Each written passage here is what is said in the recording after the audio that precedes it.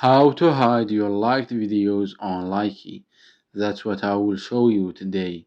But before we begin, make sure to subscribe to the channel and ring the bell to get notified whenever a new video is posted. With that said, let's get started. So the process is very easy and simple. Just follow these steps. Go ahead and open up Likee. Once you do that, click on the profile icon at the bottom right. After that, click on the three dots at the top right. Then click on Settings.